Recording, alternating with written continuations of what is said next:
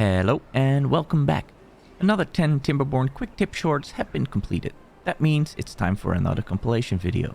We're getting close to the point where I'm running out of ideas for quick tips. But fear not, I have some other plans for YouTube shorts. And with update 3 coming soon to the experimental branch, I am sure some new tips will also be released. We have harvested all the trees and we have a field of ugly stumps left. Our beavers are busy elsewhere, but we want to clean it up anyways, cause it's an eyesore. A simple way to do so is by placing and removing roads right over the stumps. Since roads are free, it only takes a little time without having our beavers doing the work. This also works for dried out berry bushes and dandelions. The folktales have unique lodges that have their entrance at the second level. This gives us the advantage of placing it alongside cliffs for easy access. There is another great advantage. We can place the lowest level in the water without the building becoming flooded. Buildings are only marked as flooded if their doors are submerged. With this knowledge, we can build a nice row of houses alongside the river. We have all been there. We did not plan properly. Our whole colony has died from starvation or thirst during a wild drought. It's especially frustrating because we had such a nice setup going on. Our autosaves are of no help either. There is a way to revive our colony, albeit a bit cheaty. However, since this is not a competitive game, who are we really hurting? The solution is developer mode. To enable developer mode, press Alt, Shift and Z simultaneously. This unlocks all sorts of new options and one of them is the option to spawn beavers. Now our colony can restart again. Use at your own risk. For those of you who have been following me for a longer time, you already know I don't really like the design of the number cruncher. It has improved a little bit since the first iteration, but I still think it looks very bland. The good news is, the number cruncher is waterproof. If we place 4 of them in this pattern in the water, and then place large metal platforms over them, they are hidden and we don't have to look at them any longer. But we're still raking in the science points. Powerline spaghetti is easy to make, but there are a couple of ways to keep it in check. You can take the platforms over the paths approach to run power everywhere in your colony. If you are playing the folktales, you can even place windmills every few platforms to increase your power output. Once you unlock explosives, however, you can easily place the power lines under your paths.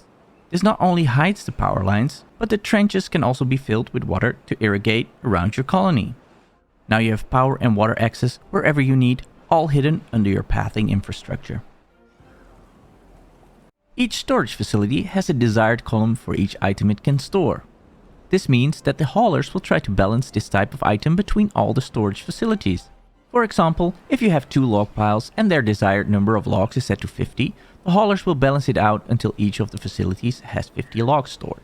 After the desired number is reached, however, this type of item can still be added to the stockpile. The calculations needed to balance this all out can cause some performance issues. To prevent this, set the desired number to 0 for all the items, and only store 1 item type per storage facility. This will make your life a lot easier. The one thing that sets Timberborn apart from many other colony sims and city builders is the verticality. However, sometimes you can lose the overview of your buildings in a stack. Thankfully, we have the option to slice through the layers.